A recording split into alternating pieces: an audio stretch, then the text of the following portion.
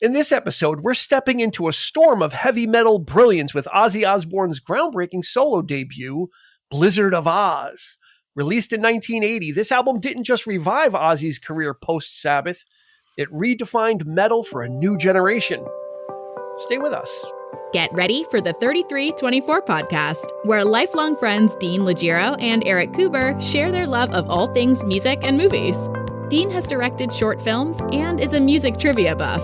And Eric, trained in audio engineering, brings his extensive knowledge of music and film to the conversation as they discuss, debate, and celebrate their favorite albums, films, and much more. Welcome, friends, to the 3324 podcast. Another great episode coming your way, Eric, like clockwork, right? We don't miss. If we were a superhero, we would be Hawkeye. We don't miss. Our episodes come out every Thursday on target. Yeah. Right? Actually, yeah. Or Green Arrow, if you want to go DC. We always have something Go to do. Something in the can, something to put out. It's our commitment to quality. Absolutely. Uh-huh. Or we just really have nothing else to do but to podcast. It's choose your own adventure. You want to believe that one, or you just believe that we're that good that we've got everything ready for you. Either way, we'll leave it there. Two things can be true at the same time. That's right. Well, that's right. They're not mutually exclusive. And if you want to support independent content creators like Eric and I, you can go to buymeacoffee.com/3324. Become a Green Room supporter. That's buymeacoffee.com/3324 to become a Green Room supporter. So I love how you're starting to employ the voices now. See, you get so comfortable saying this shit, but now you're just there. You come. Where was I? I forgot what I was doing, and I did. I host trivia. That's right. You were talking about that, yeah. Yeah, and there was something about a question was like about Boston or something, so I started saying things in a Boston accent. Okay. So it's still bleeding through. Anyway, we've got a guest who we haven't heard from in a while. He was supposed to be with us for an episode, and he was not able to make it. And we were always bummed because Mr. Andrew Cremines has had a full plate since we've last spoken to him. So, Andy, it's great to have you here. But before you say anything, make sure you go. We'll put a link in the show notes, but go follow his exploits on Andrew Cremines Art on Instagram, and you'll see everything we're talking about. The guy is living the dream. Is that fair to say? Yeah, man. I kind of alluded to it on the last podcast I couldn't be on the last one because I had the consumption or whatever the hell I had. I don't remember. But Doc Holliday had. Yeah. Okay. And I was saying that something was coming up soon, and it was the Metallica show in Tampa, which was at the beginning of June, and that was like the top bucket list thing of all time. I got the artwork up on the screens and the posters and the shirts and all that stuff, which was just awesome at the stadium, in the hometown and stuff, which was really congratulations, cool. man. That is so awesome. We're so happy for you. Yeah. And not only did you do the artwork, and not only did they put it up, but I don't know if it was it like that for the whole tour, but there were like these pillars with screens and it was everywhere. It wasn't just like kind of on a screen somewhere. There were literally pillars in the venue, like 4 different posts with these giant screens with the artwork on it. Yeah, the whole M72 tour, which is multi-year now, and it's going to keep going, I guess. It's been in the round, and then each in the round, there's just these huge towers. And it's 2 nights in each city, Friday and Sunday, with no repeat songs on the whole weekend. So they kind of take over every city. So they show up to a city, play a Friday night show, and then Saturday they have like an evening with Kirk Hammett and like the Art of Squindo, and then like they have in some of the cities, Hetfield and Trujillo's kids are in bands, and they take over like a small club. And sometimes Hetfield will just be standing in the back of the small club, whatever, and if you know to get where to go. And then they have a Metallica pop-up store where they kind of do a Spirit Halloween thing where they, for the weekend, they go into some old closed down store and they have just merch and photo ops and that sort of stuff too. And I got to go. They literally descend upon. Yeah, they take over the whole thing, and so there's 2 posters for each night, Friday and Sunday, and then the 2 posters in every city come together into one gigantic image. It's called a diptych. And I was about to ask you about that. Is that the first multi-night poster you've ever done? Yes, and it had lots of tentacles on it, and it was a gigantic pain in the ass, but it was so fun to do. But anyway, enough about me. It was really cool. It was awesome. I love when artists do multi-night mini residencies, if you want to call it that.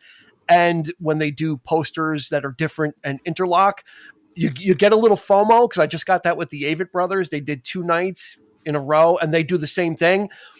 And I didn't buy the first night poster because I wanted also the second night to interlock. And I'm like, so I just kind of like, well, I'm not going to buy either one. And I was like regretting it, but it's a fun thing for the fans to get those posters and display them together, display them separately, and they're connected. It's just a really great thing. So congratulations on that. Thanks. So poster collectors, are pretty rabid. They're like adult Pokemon cards. I mean, adults collect Pokemon cards anyway. So they're big Pokemon cards. They have chaser foils and stuff. But Tom Cruise was there apparently because he lives in Clearwater. I didn't see him, but Metallica and Limp Bizkit both played, and they both did theme songs for Mission Impossible. So I guess he was there to say hi in the Tom Cruise way. But I'm going on record and say this, and then I'll shut up.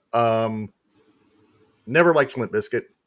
I don't think that's a secret or very shocking of news to anybody, but they fucking killed it.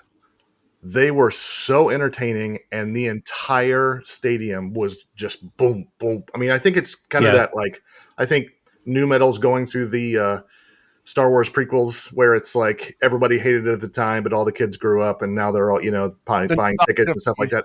But, break stuff came on, and Kira, my daughter's 14.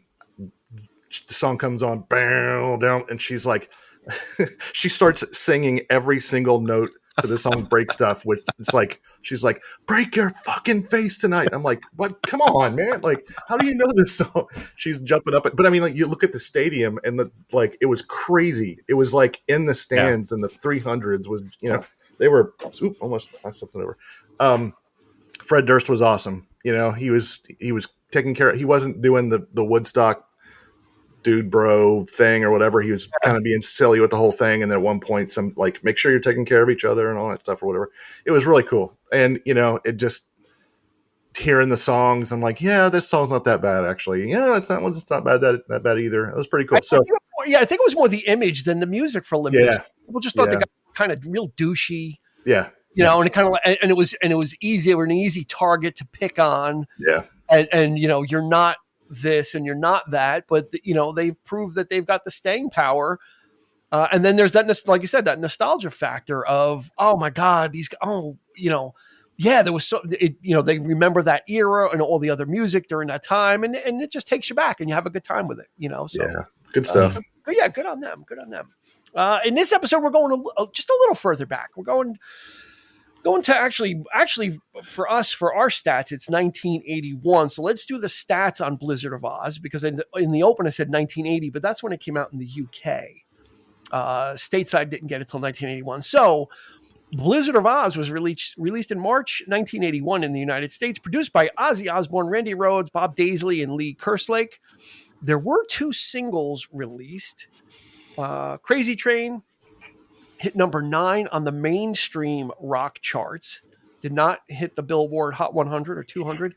And Mr. Crowley, which didn't do anything, hit number 21 on Billboard and went 5 times platinum. So that's a nice chunk of change, $5 million out the door.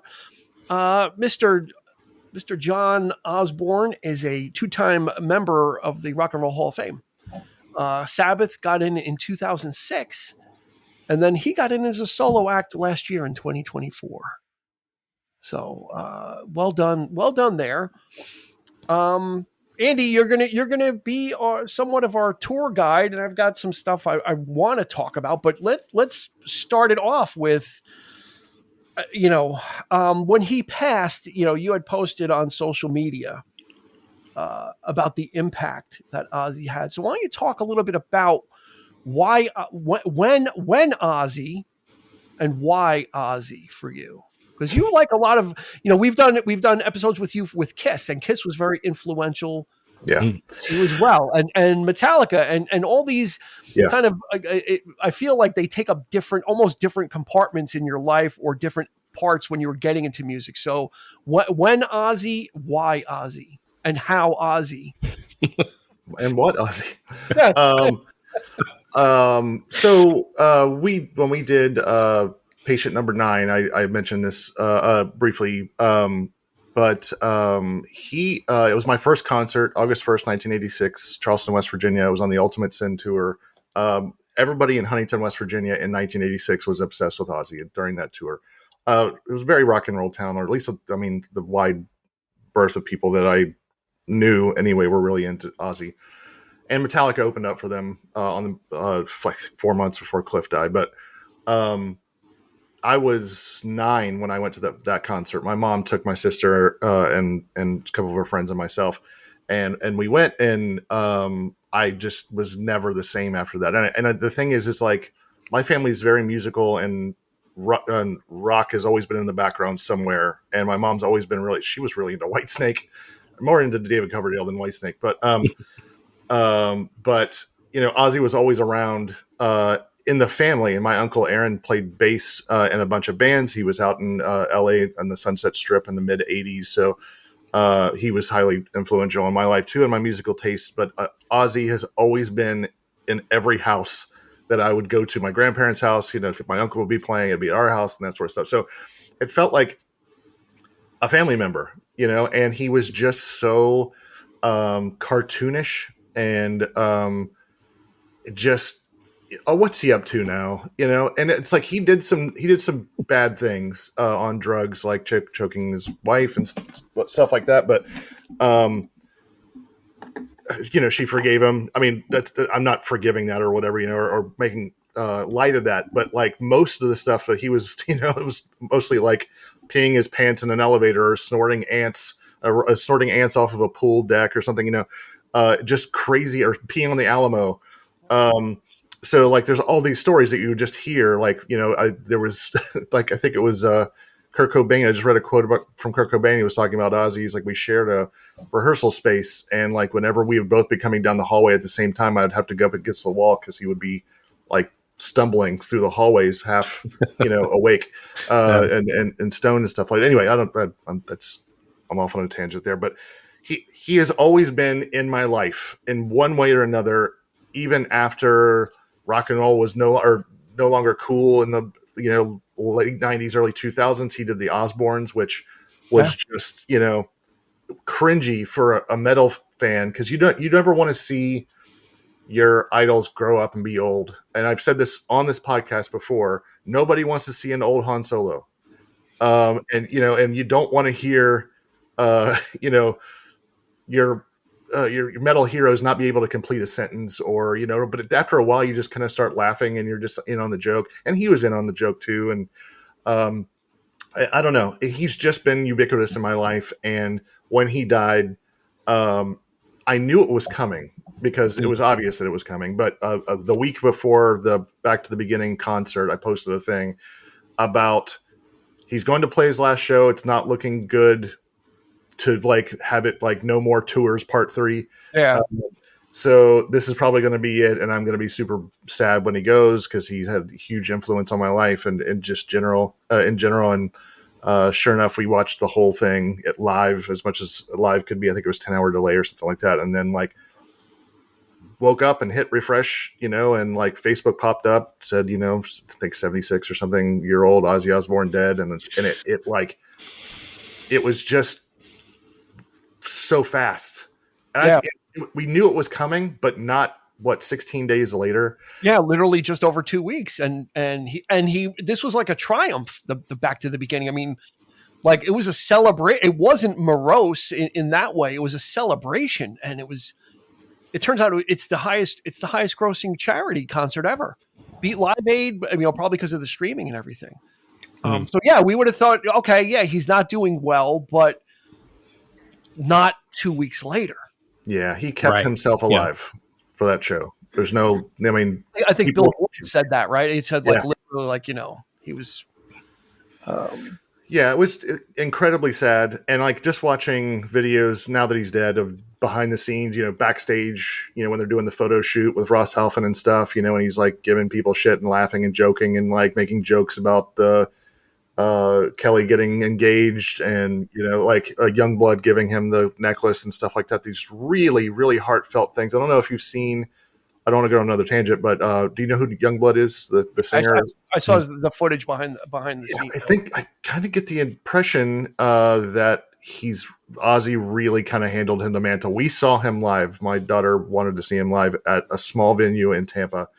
He was absolutely incredible and great live show. He was so generous and so thankful and everything else. And then you see videos of him interacting with fans, and he's just such a lovely guy.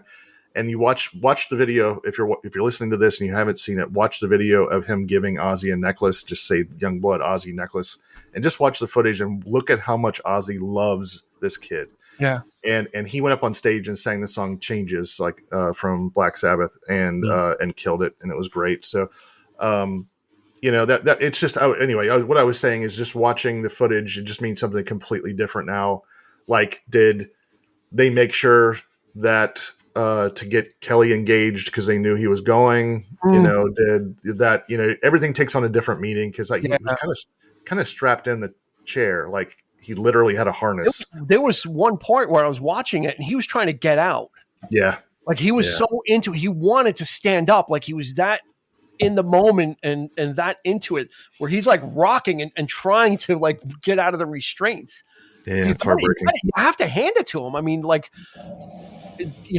if he knew, or if he didn't, he gave it his all, no matter what.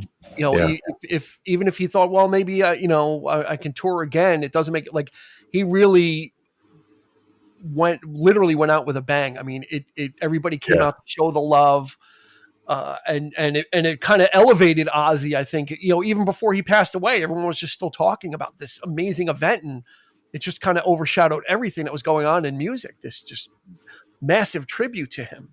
I heard people kind of implying that he was singing to tracks, but they've released the vocals only of "Mama, I'm Coming Home," and it's rough. Yeah.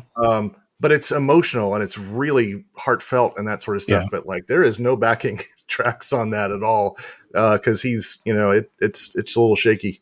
Yeah, and it's going into the theaters next year, I believe. It's going to be kind of like the Concert for George. It's going to be a theatrical version of it, obviously cut down, or I don't know if it's just the Black Sabbath or if it's a combination, and they're going to call the best, but it's going to be there. So, all right, let's get into 1980.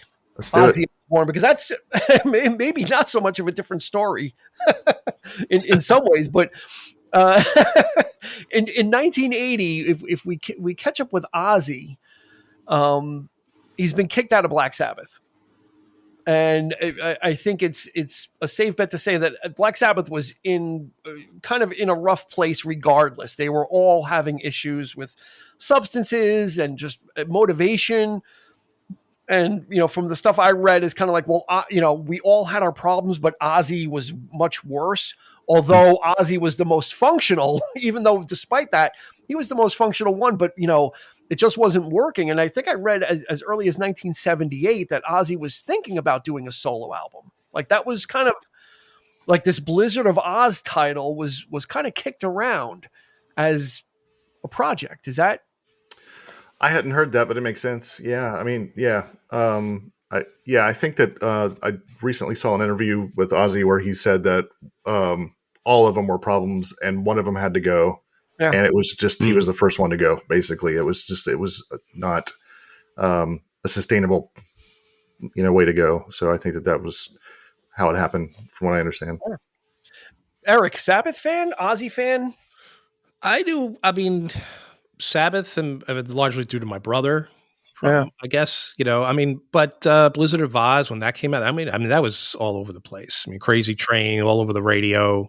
I just remember hanging out Ridge Road, just guys like Ben Basile and Mike Koenig next door, our next door neighbors, kids on the block. They were big Ozzy fans. So it was in the sort of the soundtrack, I guess. It was always playing. I was well aware of Ozzy. It's not like I was,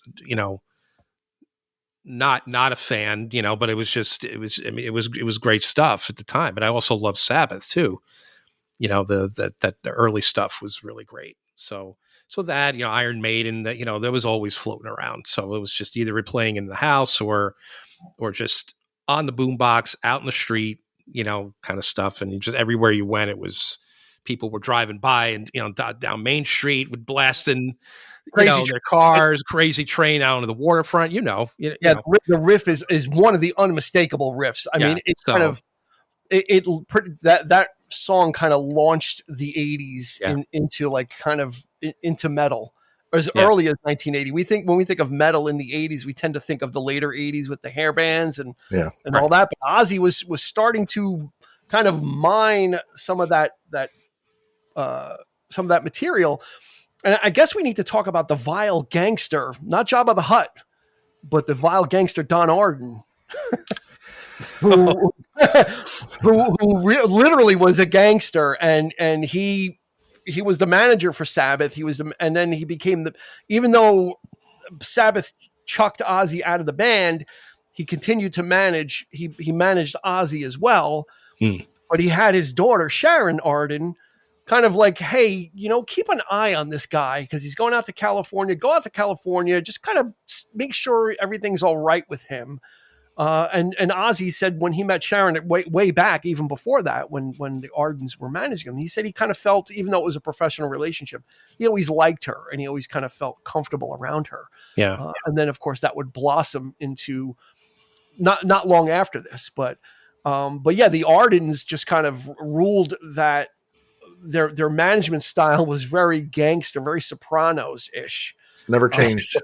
Yeah, and you see Sharon, and Sharon for everything. She's no joke. Like she'll throw hands. Like she will defend her man. Like and she'll also screw a lot of people out of a lot of money. Yeah, a lot of musicians and bands that I love, they are owed a whole lot of money. Didn't she screw around with Maiden on Ozfest? Didn't she wasn't she like turning their monitors down or something? And I believe it. I know they have beef with Iron Maiden, and I know we'll talk about this a little bit later with like Jake E. Lee and stuff like that. I mean, people in the band she just completely screwed. For publishing rights and that sort of stuff. And she's the sweet little old lady now, but there were some pretty righteously she got things. She got those bad habits from her father. Yeah. Another casualty of Jet Records. We can't go without mentioning, if you mention Don Arden, we have to mention Electric Light Orchestra because they were also managed by Don Arden and they got screwed as well. Yeah. Where's the bell? Where is it? Okay, there we go. Very, very light and demure bell. These guys, that was Jet Records was the Ardens label, and Ozzy and Sabbath were on that, and ELO, and not many are. It wasn't a huge label, but they were really kind of controlling things. Anyway, Ozzy decides, okay, I need to do something, so let's kind of start this project, and we can't have the conversation without talking about Randy Rhoads. Obviously. Yeah. So he assembles, a group of people, mainly Randy Rhoads, Bob Daisley, and Lee Kerslake. That kind of makes the Ozzy Osbourne band for all intents and purposes for Blizzard of Ozz, right, Andy? I mean, that was kind of the core. There were some people beforehand that he would try that kind of did demos, but then when it came time, right, to record. Yeah, I'm gonna go deep for a second. One of the most disappointing things that I ever learned as an adult is how little Ozzy had to do with the first two albums.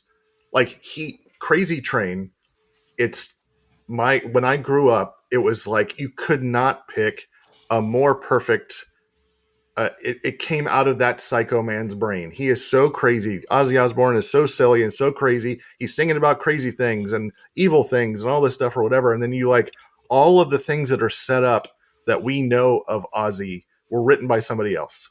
And it's crazy. Like Bob Daisley wrote Crazy Train, and like, who the hell is Bob Daisley? I mean, I know who he is, but I mean, like, yeah, it came out of Ozzy's mouth and it defined him as a person. Like he's a brand, like a myth, like a personality based on the lyrics of these songs. Like even Mr. Crowley and all this stuff that like, it's just the evil things, or like Suicide Solution. We'll talk track list in just a second, but I mean, like, he was an alcoholic. So like a song that's anti-alcohol, it's just like, man, this guy Ozzy, he knows exactly what he's talking about. He knows evil, he knows crazy, he knows alcohol, he knows, and it's just, it's like finding out how little to do he had with the early times and how little because he co-wrote. I mean, it wasn't like he didn't have anything to do with it, but it's just nuts. Cause like, I felt like it was really good marketing for a personality that was written by,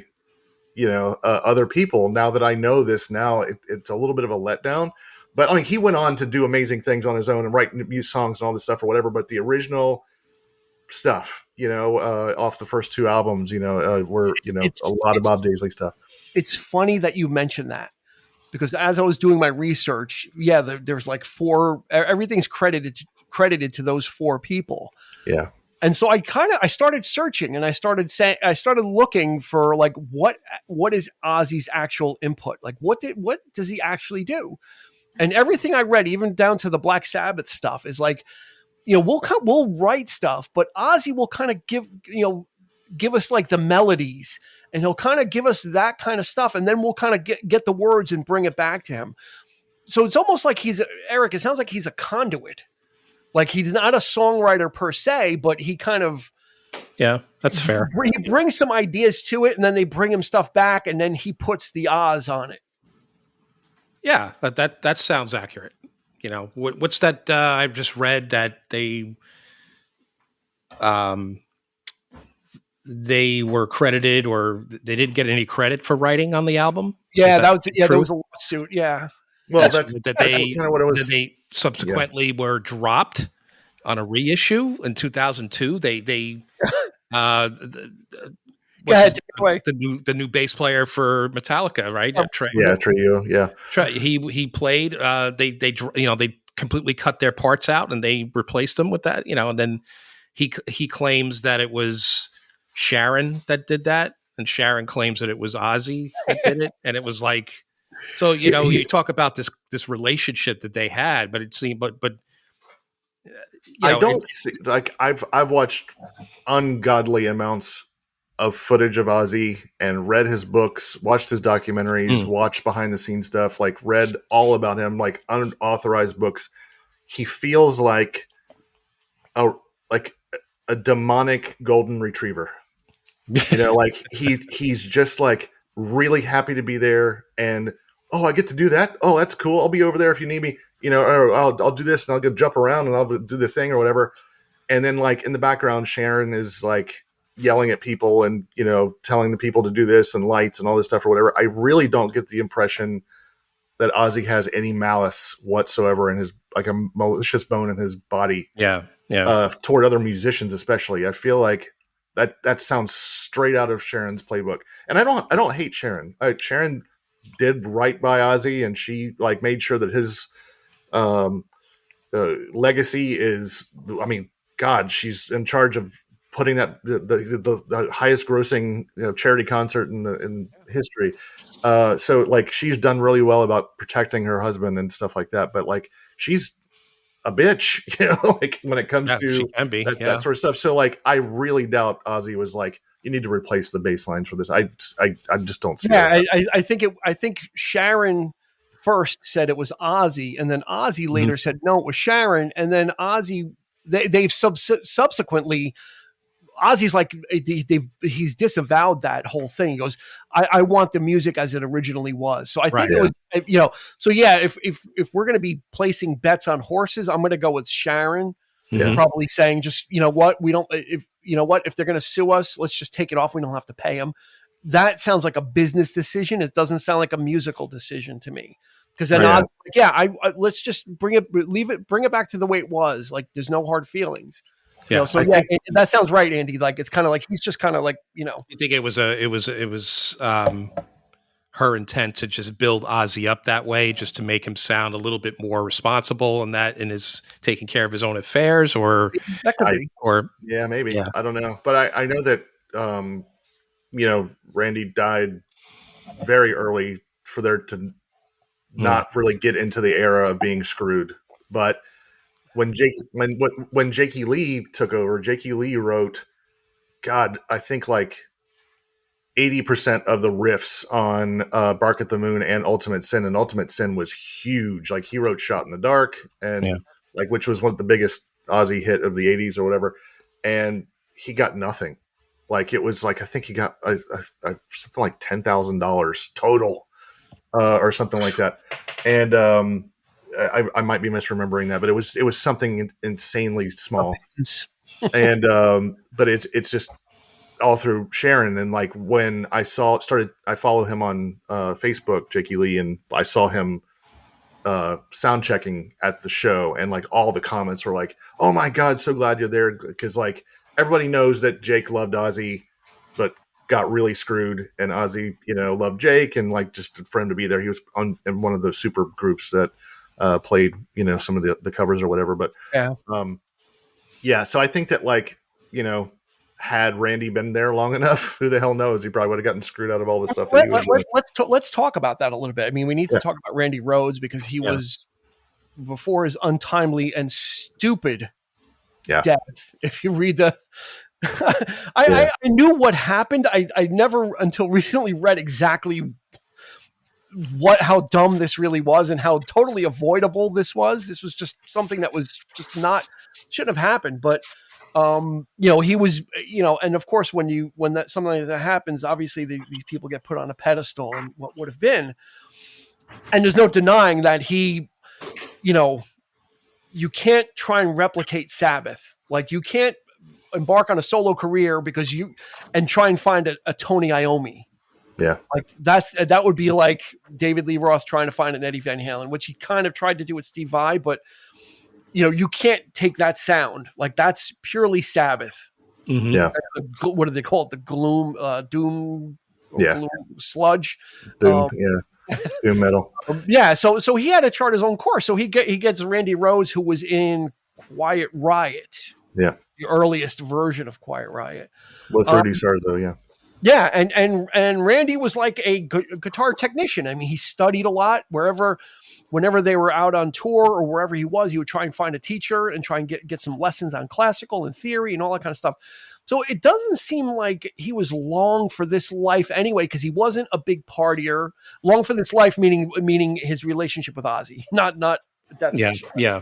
But he kind of, I think he saw his own writing on the wall that this is great right now, but I don't see this as a long-term thing. But I think people kind of, I think their relationship has been kind of lionized, like that these two would have been like the Steve Tyler and Joe Perry. Yeah. He told Rudy Sarzo, who played bass at the time when he died, I think a few weeks before he died, that he was on his way out, and Rudy was really kind of sad about it. But, he brought, nobody had brought classical music on the guitar to metal in that way before. I mean, if you listen to, on this album, the song D, the instrumental on the guitar he wrote for his mom, but listen to the guitar on the song Diary of a Madman. And it's like, if you stripped everything but just the music out of there, it could have been a classical piece. It was just, it's just, and that's like that on a lot of their songs. I mean, like, also there's another version of Goodbye to Romance that's just the guitar and Ozzy, and you really get to hear all the stuff that he's doing, and it's so, classical sounding, and it was just so not Sabbath. It wasn't that, dome kind of feel. It's very flowery and Yeah, I think it elevated what. I think he got lucky because I think it, allowing Randy to do what he does in the way he does it kind of elevated the music. It elevated that whole experience of, oh yeah, this is just isn't Ozzy with some fly by nighter guitarist that's trying to mimic Tony Iommi, right? It's kind of like this is something totally different. This is a different sound. This is not. Gave Sabbath. It some absolute flair.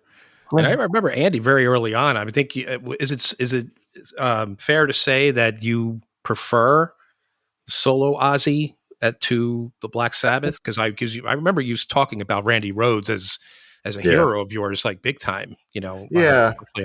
Albums and I, in the same way that I didn't get into the Beatles as much until I was longer in the tooth. I went back and started getting into Sabbath afterwards, but I was all about Ozzy's solo stuff. The first 4 records, I think Blizzard of Ozz, Diary of the Madman, Bark at the Moon, and Ultimate Sin. Those 4 albums, I listened to those on a loop constantly. But I had the Sold My Soul for Rock and Roll, Black Sabbath, which is their greatest hits, I guess. So there's the standards, but you go back and listen to stuff like Am I Going Insane and all this like really kind of crazy trippy stuff. I didn't appreciate it until later. It's awesome. But yeah, I do prefer the solo. So let me take a quick detour, just a very quick detour. Which do you prefer, Sabbath with Ozzy or Sabbath with Dio? I like 2 songs of Sabbath with Dio, and that's not because I don't. It's not because that they're bad. It's just I just stopped paying attention. And one of them is because it's in the movie Heavy Metal. Mob Rules. Mob Rules. But I was going to ask this earlier, actually, on the metal podcast that I was on a couple months ago. We talked about what was the first metal song or who invented metal. Do we want to address that here? Has anybody changed their mind? Do we feel like it was Sabbath? Because it seems like in the newspapers on the headstone, it's going to be the godfather of heavy metal or like the creator of metal. Or do we agree with that? I guess so, but even he has an aversion. I was reading to the term metal.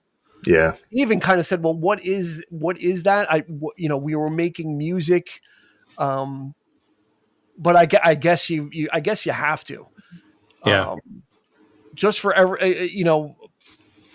for what Sabbath was, and then to be able to transition and be ousted from that band, and then have to forge a new direction. So it's not like I think that's what's important about Blizzard of Ozz, is it's not Sabbath Part 2. It's not Sabbath continued. He had to reconfigure the whole thing, right? And that's what Goodbye Romance is about. In getting into the album is right. He wrote that song figuring like I might have to go get a regular job. Like the dream might be over after Sabbath. Like I don't know what's out there for me. So in that aspect, I think so. For him to have to pivot, and especially in the condition he was in, and just the way he was abusing himself, I think we would have to give it to him, because it's almost like 2, 3. I think he's probably had 4 careers. Yeah, at Sabbath, he's had his solo thing. Then he became everybody's favorite father. Literally, like this guy went from on this album, right? Let's talk about Suicide Solution. Yeah. He got sued. You're a Satanist. My son committed suicide because of you. I mean, he was the devil incarnate. Yeah. Right. I mean, he was like the worst. I remember when that all happened, when that was all going down, and it was like, oh my God, I didn't even want to listen. I'm like, I don't even think I want to listen to this song because of what, we were being told. Yeah, I just had this conversation with my daughter, actually a couple days after he died, because I've been kind of moping around the house for a couple days, and I'd been listening to, Ozzy and watching stuff on the TV at night and stuff. And I said, screw it. We're going to watch, my daughter's really into horror movies now. And the movie Trick or Treat is one of my favorite horror movies of all time. I can't subjectively explain to anybody why it's good, because it's probably not. But it stars Skippy from Family Ties as a a burnout metalhead who plays his records backwards and summons a demon who like kills bullies and stuff. But Ozzy's in the movie, and he plays a televangelist that's speaking out against heavy metal music. So I had to explain, like, there was a lot of context I had to go into before we started playing the movie, because I was explaining what Satanic Panic was in the mid 80s, which was the like metal had turned into the cause at the time. Geraldo had, metal musicians on talking, or like Donahue and all those guys were talking about, like my son was killed himself because he was my son killed himself because he was listening to Judas Priest, or I think Geraldo had Ozzy on, and he's like, what responsibility do you take on this? And he's like, I'm just trying to make music, man. But like, it's just that wasn't bad. Yeah, thanks. No. But the suicide solution: wine is fine, but whiskey's quicker. Suicide is slow with liquor. Take a bottle, drown your sorrow, and it floods away tomorrows. What could not be clearer than that? It's an anti-alcohol song. The entire song, every single lyric is about talking out against alcohol. Yeah. So it had the word suicide, and it's explaining you're killing yourself. It's not saying do it. They even once they read the lyrics in the court case, it was getting more and more obvious that it wasn't about that. But they started saying that there's a part in the song where he says, get the gun, shoot, shoot, shoot, shoot. The lawyer saying this. And they play the thing. It's like a studio track thing where he yells something like, get something, like get your ass out or something. I don't remember what he says, but he says something like whatever. And then it just goes like a soom, soom, soom, soom kind of thing. And he's saying, get the gun, shoot, shoot, kill yourself. And I just, again, they were attacking my heroes at the time. So I was watching all of this stuff, and I was a kid in the background like, what are you talking about? They even had Rob Halford from Judas Priest sing on the witness stand a lyric, because they were saying when you played it backwards, it was telling a kid to kill himself or something like that. And they made him sing in the court so they could play it backwards or something like that. And it was like, it got to this fury of, if anything, Dungeons and Dragons or metal or demonic or whatever, it's against the way of the Lord and stuff like that. And it went like deep. I was in the upper Bible Belt in West Virginia during the time. So it was, if you had long hair and stuff like that, that led to warning stickers and all that. Eric, so crazy. I find it curious that a Satanist would have a song on his album that's anti-pornography. No. First of all, the song is just, it's like God of Thunder on Destroyer, like No Bone movie. Yeah. I'm like, right.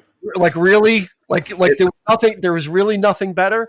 But I think it's kind of curious for a Satanist to have an anti-porn song. I would think pornography would be right up a Satanist's alley, that he would be a hedonist and doing all this stuff. Yet there's a song like that on there, and then something like Revelation. Yeah. So I it's very easy to pick and choose things that you want to fit a narrative or a context.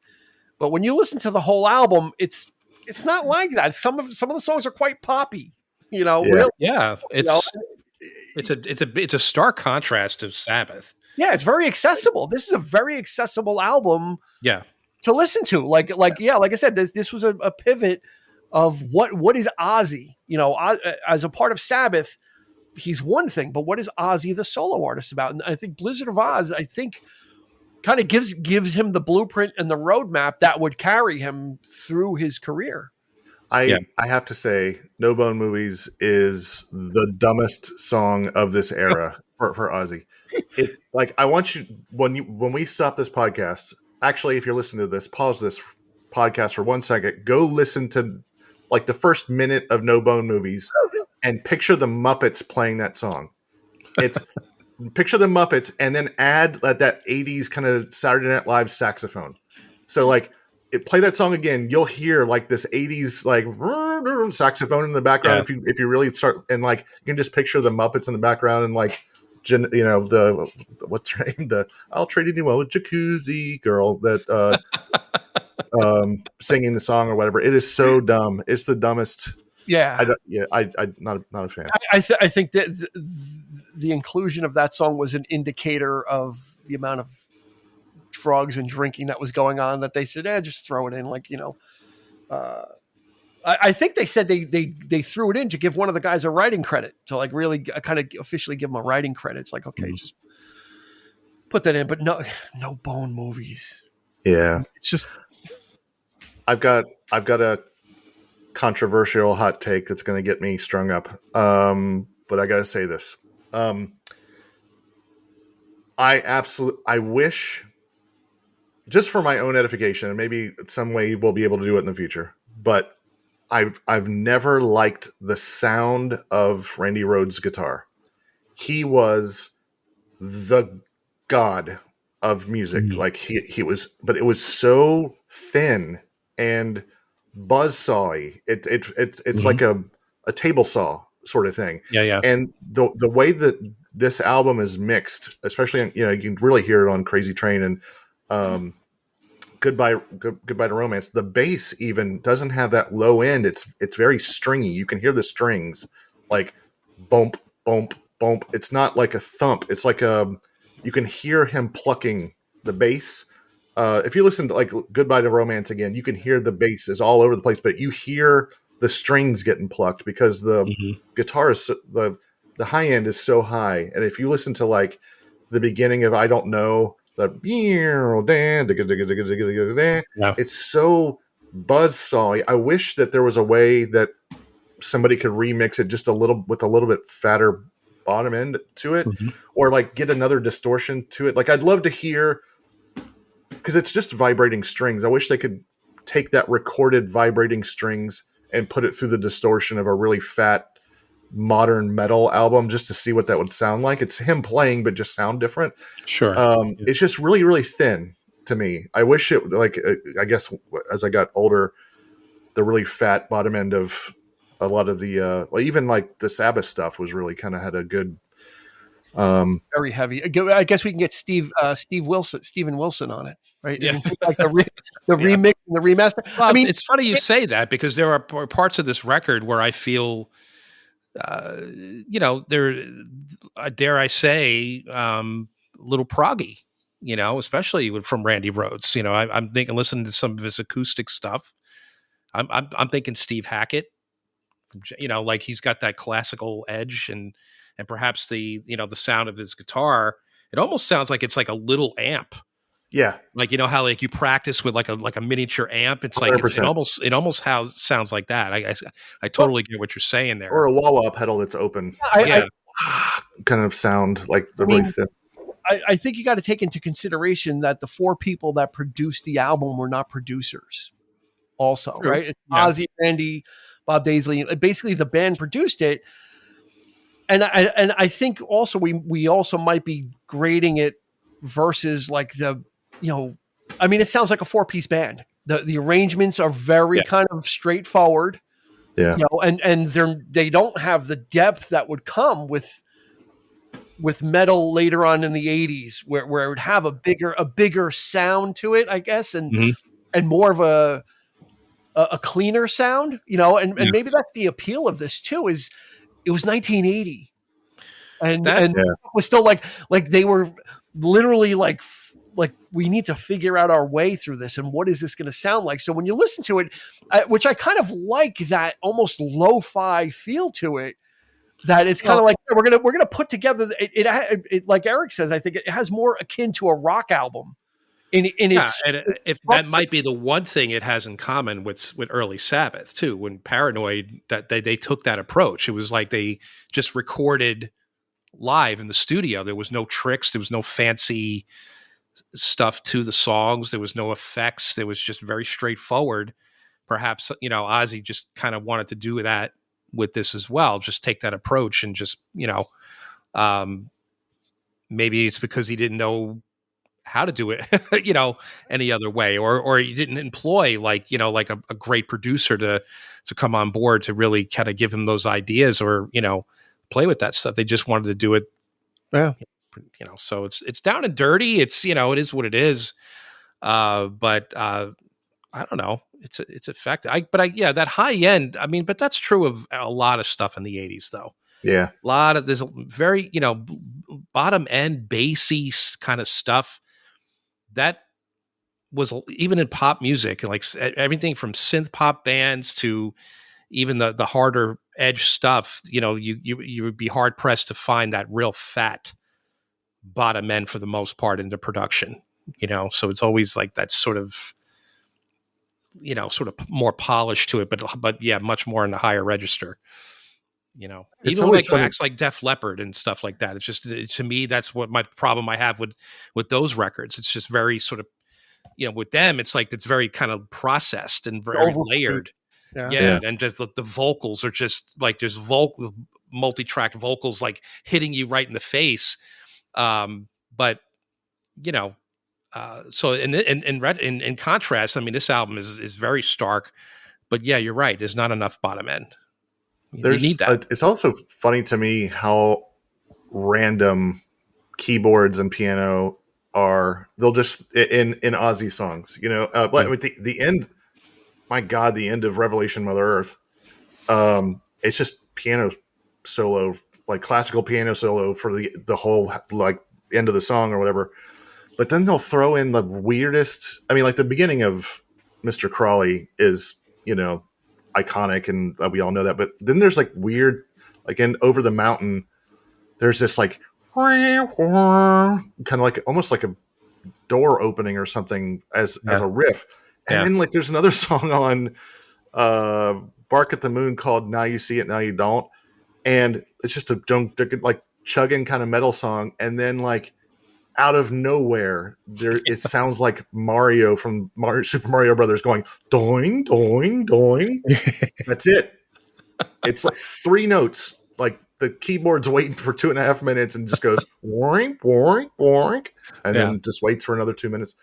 I don't know if they had somebody full-time employed or if, Rudy walked over there and hit the button or something. I don't know. It's just crazy. I mean, it's just so out of, personality of a lot of the songs to me. But yeah. Now, we know that Randy said he was thinking about leaving. Do you think that would have come to pass?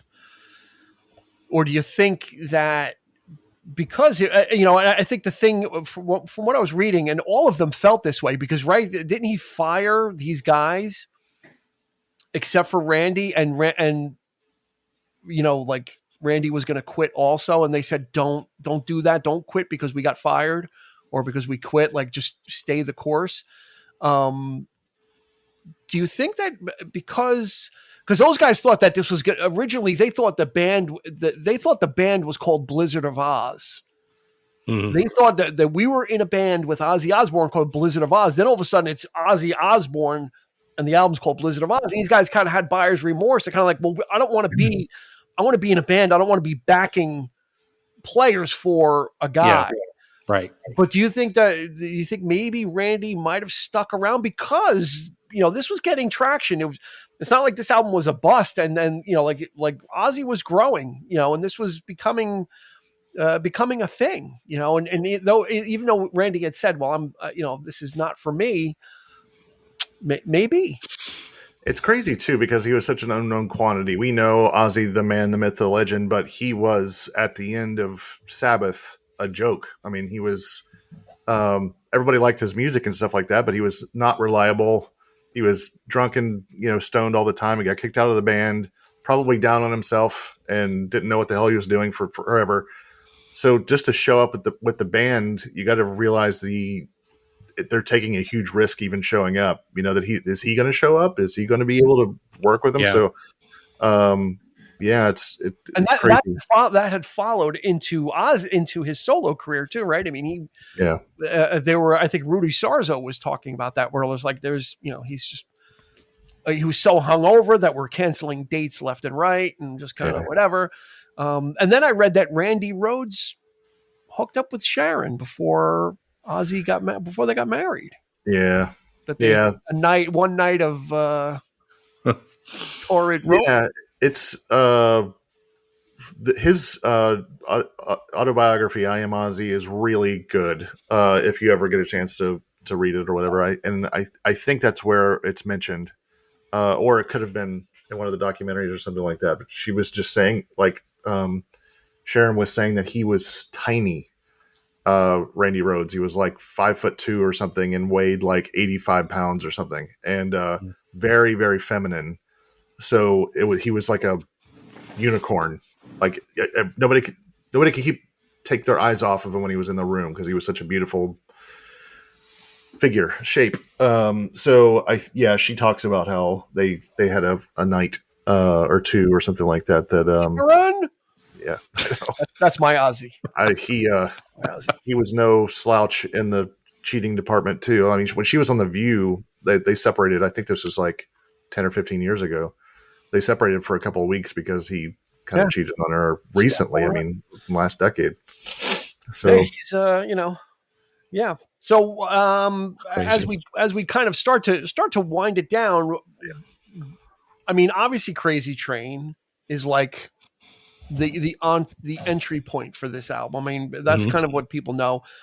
Maybe Goodbye to Romance and Mr. Crowley are probably the things you might hear on like a classic rock station. Is that fair to say? Yeah, anything but Steal Away the Night. Or no, I'm sorry, not Steal Away the Night, because that one like it was on one of the live records or whatever. But You Looking at Me, Looking at You. Nobody knows that song. Yeah. I'm just telling you right now, Ozzy fans. I think I know that. What I guess everybody just ends the album early or something like that, but nobody ever talks about that song. I guess it's just not. It just doesn't stick like everything else. I mean, it's almost like a throwaway track. It feels like kind of a poppy track, actually. It's kind of like, it's like Kiss playing an Iron Maiden song. Yeah. But yeah, it just didn't fit. I mean, it didn't have that same kind of feel as the rest of the album or whatever. But was it on the original release? Because according, or was it a bonus track? It was. It says here that it was part of the 2002 reissue. Got it. Track. So maybe that's why. One. Yeah, maybe. Yeah. But Crazy Train controversial when they replaced the two guys. Yeah. Gotcha. So Crazy Train had the resurgence with the tribute album. So like I think that I would have liked to have seen how popular that song would have been if it wasn't re-released in the MTV generation. I think it was like 86, 87. He made a new video for it, like when he had his bleached out spiky hair. Yeah, he has like an Aunt Karen hair. And it has like Randy Rhoads' guitar going down railroad tracks and stuff like that. But they made the video for it and brought new life into it. So I wonder if we all are singing that song at football games now because of the reissue. Like, would we still be that into it if it wasn't re-released to a whole new MTV generation? Yeah. I'm going to say the original stands. I think the original is certifiably one of the cornerstones of classic early rock of the 80s. So I think with or without I think the live version was kind of just reminding people, but I think it was, I think Crazy Train was well entrenched, because I think anybody that was learning guitar or bass in the 80s, that's like the first thing you tried to pluck out. Yeah. That Smoke on the Water and 25 or 6 to 4. Like, they're all kind of 25 or 6 to 4 and Crazy Train are similar, like in their riffage. Yeah. So I think it just on that alone, it gave it its legs. Yeah. More of the reminding, like you said, that's what I was implying, that it kind of reminded everybody, especially like, cause I think that like in 82, I was 5 and the music was, in the house and stuff like that. But like in 86 or 87, when it got re-released, I was older. I was watching MTV constantly and it got it into my head. So I think it was just kind of that, getting it. So let me ask you this. Do you know what is said at the very end of Crazy Train with the high pitched voice? No. There's a laugh, like, ha, ha, ha, ha, ha, like a thing at the end of it. So the story is, and I think that this is true because it's pretty solid everywhere.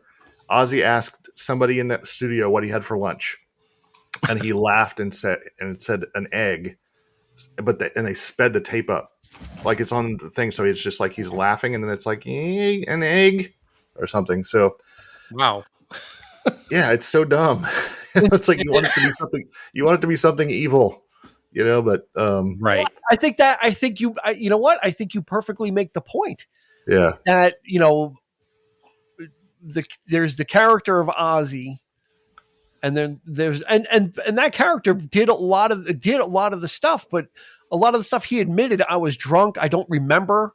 Yeah. With the biting of the dove and the biting of the bat and peeing on the Alamo. And so, yes, he did a lot of that stuff. But when you add that into the perceived persona of Ozzy, when he's on the cover of the album with the fangs and the blood, you get an image. But the guy is, there's an interview, I think it's with his kids, and he talks about his love of the Beatles. Yeah. That famous quote of, I went to bed, I went to sleep in a black and white world, and when I listened to the Beatles, I woke up and it was in color. Yeah. Yeah. That's not a Satanist. Like that. No. That's a guy who appreciates. That's a guy who appreciates music. Now, the guy partied to excess, and we talked about it off show, where they did a scientific study on him a couple of years ago. A bunch of, I think, Danish scientists or somebody studied his genomes to see if there's anything peculiar or what was it about him that allowed him to do what he did to himself. And I'm not going to say that he was coherent or came out of it, but what he did to himself, no one should have survived. Yeah. Right. So, but I think when as much as you might have been cringing at the Osbournes, right, when it first came out, that's probably the truest. He's just a guy. It's like I was saying, in a rock band. Yeah, he's the demonic. The demonic golden retriever. So it's a persona. Sometimes he pees on the carpet, but he just wants everybody to be happy. Is it verified that he was really into that stuff? Or is it just? I don't think he was. Just smoke and he mirrors, wasn't. right? It's like Oz. It's like Kiss. Literally like the Kiss. Wizard of Oz. He's like, you pull the curtain back and there he is. He's exposed, he was always intrigued by the dark stuff, but who wasn't? And it's that sells. Yeah, and it's right? The original conversation of Black Sabbath was they were like that. We have all of these, fun-loving songs, and they all liked comic books and they all liked horror movies, and it's like there's no villain in music, so let's make a villain. Basically, is what their mission statement was. So I think he had to just I think it's kind of sad that people are like, sort of, oh, I hope you are, have, now you're resting comfortably in hell. And, I think that's kind of sad actually to think that he's, that people might think that, you know what I mean? So, because that's just so not the case, It's crazy to me how, I'm not getting political at all. I'm just stating a fact. Fox News leans very right wing, which leans kind of Christian conservative. Mm-hmm. And they've had an Ozzy article on their front page almost every day since he died. And if you read the comment section, I was ready to go to the comment section to scrap. And it's all love. And it's like the evangelical Christians love them some Ozzy Osbourne, which it was not always the case, So I think it was a boogeyman. Himself. They needed a boogeyman in the 80s. They needed someone to point to say, here's the reason, and like I said, that's when you got like Frank Zappa testifying before Congress. That's when you had Dee Snider testifying before Congress, and like we're musicians, and we do, if they were Satanists, they'd be out in a field somewhere, doing this, like. He wouldn't be Ozzy chases his chihuahuas around the house right. Yeah. He's trying to catch his cat and the cat's running in the bushes. He's like, you fucking cat, he wrote a song called Aleister Crowley. That doesn't mean just because you're intrigued by a guy that was an occultist. Yeah. Like it's literally guilt by association. So you can't, and that was the same thing with Jimmy Page, right? Jimmy Page, the same thing. Yeah, I was just about to say. I mean, Jimmy Page kind of leaned into it a little bit, but in the end, these guys are just making music, and that's I don't even know if Ozzy wrote the lyrics to Mr. Crawley. So I probably you'd like to think so, but who knows? Like I said, the first album and a half, it was a very collaborative making of a monster. yeah. And he was the spokesperson, I guess. Yeah, and I think it's one that everybody should listen to. I think if you think you know what Ozzy is, or if you think you know what this type of music is, I think Blizzard of Ozz is going to be something different. It's not what you think. It's not the metal of the late '80s. That maybe sprung from this, but by then it had morphed so many times into something slicker, something more commercial. This was a guy that was in a really heavy rock band that disintegrated and then needed to pick up the pieces. And kind of like there wasn't this whole metal god aspirations. It was like, I hope I can make an album and continue to just make music. Right. I think Sabbath was more influential with bands like Metallica and in the bands of the 90s and some of the grunge bands, some of these like new bands today are riffs are very similar, those heavy sort of, but that came from Sabbath. Came from those early years. You don't really hear that with the solo stuff, right? Well, Ozzy went very hair metal in the mid to late 80s or if 85 to up to No More Tears. Yeah, like Ultimate Sin and stuff like that. He was very glam, and I think that none of the grunge people that took themselves too seriously would ever like to admit that they liked that. So they always had to go back. I liked him before he was dressing in a dress, or whatever. I would say though that this is a great starter album, but Diary of a Madman is in my top 3 favorite albums of all time. Mm-hmm. Not a single bad track, not a single missed note. Every song is a banger, perfectly done. It's like this is them setting themselves up, and then you see how much they grow exponentially. It's like AI is now. It's like every 15 days it replaces itself. The growth between this first album and Diary of a Madman is insane, but it sounds similar. Like it's the same people. So, but it's like, what if these guys got really good really fast? And that's what Diary of a Madman was, and highly recommend that too for anybody. Which is great to hear that the experiment worked. That he proved that I can strike out on my own. Surround myself with the right people, which is really what the key was, and that's probably partially maybe due to Sharon. But with the right support system, he proved. Beyond a shadow of a doubt that he had the staying power. His concerts, I mean, every time I saw like a live video on MTV, the guy was sweating, clapping. I mean, he gave it his all. Yeah. Every time I saw concert clips, I'm like, this guy's just not stopping. He's just a mountain of sweat. Constantly moving, just back and forth. The energy of the man was just. So how does this guy that can barely walk from being hungover, like there's something in him that I think that the music makes him come alive. Yeah, and the other part was him because he had a rough childhood. There was a lot of bullies. There was a lot of stuff that really things that weren't great for him. So I think that the persona of Ozzy or the musician Ozzy might have been the Bruce Wayne, it might have been who he really was, and him living outside of that was kind of like the Batman, the alter ego. Yeah. Did you ever see the footage of him meeting Paul McCartney? Yes. Yeah, because like Paul McCartney was his idol, and he finally got to meet him, and it was very quick because they were doing a press thing or whatever. Paul's talking to somebody else in an interview, and then Ozzy walks in. And he goes, there he is, or whatever. And Ozzy comes, then they get to meet each other. Hello, darling. Yeah, hello, darling. But they start talking, and then he said something to Paul, and Paul makes a reference to a story about him being a thief when he's a kid with wearing gloves, but they were fingerless gloves, so he got his fingerprints on everything. Paul McCartney knew that story, so that means that like Paul's a fan, at least enough to know the reputation and all that stuff or whatever. So it was just really cool to, I don't know. It was very in and out. and you could tell that it was like they got somewhere to be or whatever. But it made me so happy to see. I just saw that footage recently. It's very cute. Paul, of course, is Paul. Yeah.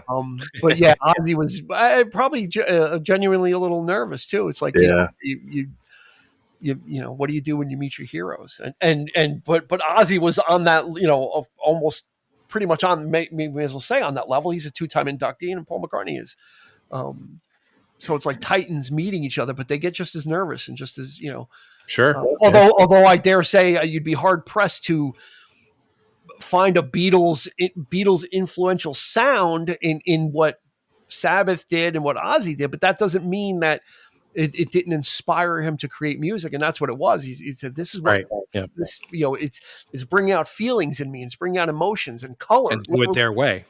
Yeah. And here's how I translate that. Here's how I internalize what I'm hearing. And it comes out as something different, and process through, the madness that is Ozzy. I think I said this on the other Ozzy podcast, but he was a singular one of one prototype.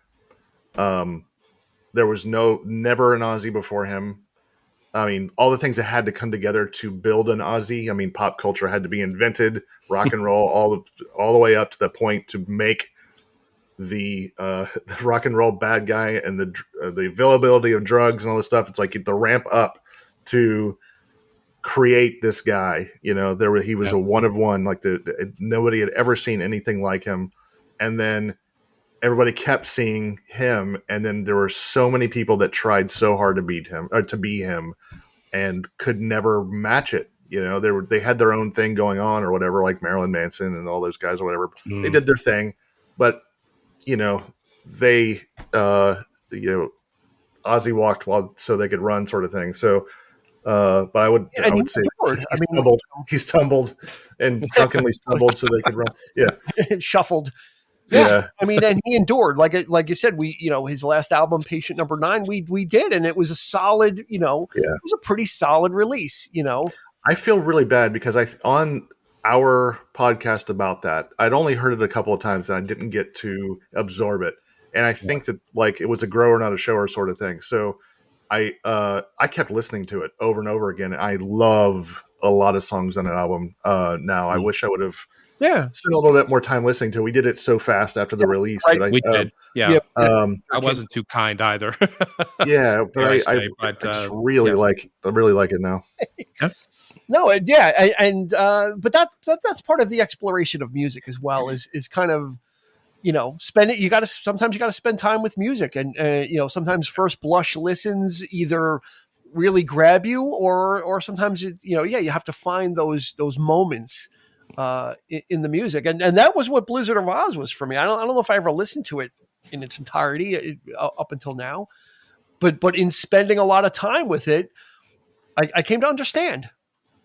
I came to those suppositions that people may have, or we know, the broad strokes of Ozzy. But when you sit down with this album, it's kind of it really is kind of a quiet album. It's not what like I said, not like, The Ultimate Sin and some of the later stuff with the bombast. Yeah. And the bigness that it became. This is like a little quiet introduction into the new wave of British metal. And he's got a heart. Like if you listen to, the heart has always been there. There's never been this cold, dead, demonic. It's been a little silly, but if you listen to him talk, like the song Revelation Mother Earth, listen to the lyrics of that song. Yeah. And then he has another song called Killer of Giants on, it's almost like a sister song to Revelation Mother Earth, where it's basically like, we're all going to, it was in 86. It was the Cold War. If one bomb goes off, we're done, So it's basically like crying out to put the bombs away sort of thing too. So, and he was huge humanitarian. He was also really into animal welfare and stuff, especially in his later years, which is funny because, it gets associated with. Doesn't have a great track record with winged animals. Winged animals should run. He was just a one of one prototype and just an absolutely lovely. Like I can't imagine anybody being mad that Ozzy just walked in. You know, if you're in a room and Ozzy Osbourne walks in, I can't imagine anybody would have been like anything other than, "Hey, that's Ozzy. That's awesome." You know, I don't know. He just seemed. I mean, you couldn't have orchestrated it better. He literally went out on top. I know. It was, you know, and that's what was so bittersweet for me. I was shocked. Yeah. When everybody was shocked, but I'm like, you know what? It was perfect. Like, you know, the celebration, he sat to the occasion. He didn't rise to the occasion, but like it was pulled off. Like, you know, and if he did know, that makes it even more bittersweet. That, you know, kind of like Freddie Mercury and Queen when he knew he was dying, is like, just put me on a stool, put the microphone in front of me. I'll sing whatever, get what you can out of me. Yeah. You know, and that makes it even more bittersweet if Ozzy kind of knew. I'm not sure though. It's not like he looked particularly sickly. I mean, he looked, you know, for a guy that has Parkinson's and a guy had all the other problems. Yeah. Looked like Ozzy, right? He was in tremendous pain for a long time because of all the surgery on his spine and rods here and there, surgeries and all that stuff or whatever. So I can't. He had to know. I mean, I doubt he was sitting around saying, "I'm dying any second now," but I can't imagine that he didn't know that something was up. And, but you know, geez, man, less or a little over 2 weeks. But yeah, I mean, like, just looking at the faces of all the people, like, cause I follow all the musicians that were playing there basically on social media, not one way or another. Tom Morello, you know, William H. Corgan, and all those guys, posting, you know, photos of they're at soundcheck, and like I think, you know, Billy Corgan said that he was listening to Sabbath at soundcheck, and it was just him and one other musician in an empty stadium listening to Black Sabbath soundcheck, and they were both just bawling because it was like the weight of all of this or whatever, and you know, all the weight of all the musicians that were there talking about how not only would the genre not exist, they wouldn't have picked up a guitar, they wouldn't have been, you know, any of this stuff. So far and wide. He begat many sons and daughters, you know. Sure. I think this is a good place to leave it. I think, you know, definitely the whole catalog is out there, and he's very prolific. The guy's put out, you know, between Sabbath and his solo career, there's a lot to digest, but I think us picking Blizzard of Ozz is kind of that, like I said, it's that pivot point, and I think it's a good place if you've been curious. And maybe Sabbath might be, if you think, oh, Sabbath is a little too heavy, or I'm a little scared, or keep it at arm's length, listen to Blizzard of Ozz. Then I think it's one of those midpoint albums, right? You can kind of go forward from there, or you can go back and check out the Sabbath catalog, you know? So Andrew Cremines, Andy, thank you so much. It's always a pleasure for joining us. It's been too long. It has been too long. But you're just a busy man. Yeah, that's so busy. But that's a good. It's a good thing. But I will come on anytime you guys want. I'll make time.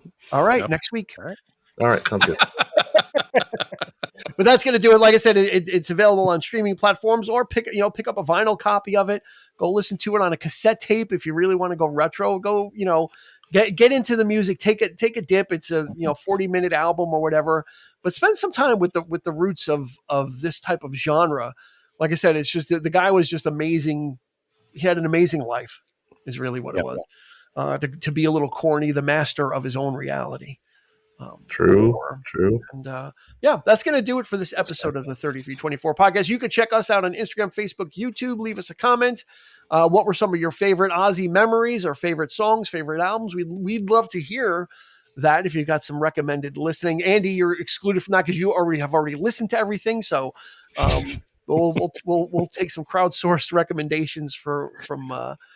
My mother was even into the Osbournes. Like that's how deep it went. Like my mom was watching MTV, and she bought like the little, like an Osbourne's lunchbox or something at like one of the novelty stores. I mean, the guy attained critical mass. Yeah. And never intended that. It's not like he was a Gene Simmons type, like, businessman who maybe Sharon was, but like the puppet master. Gene Simmons has everything planned out, and how to leverage everything. Ozzy, like you said, kind of stumbled and stammered into everything.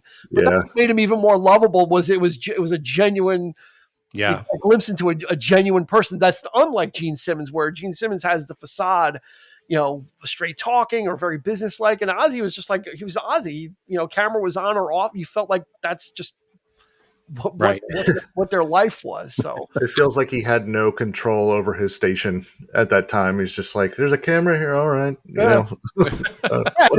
Be calling for Sharon about a burrito or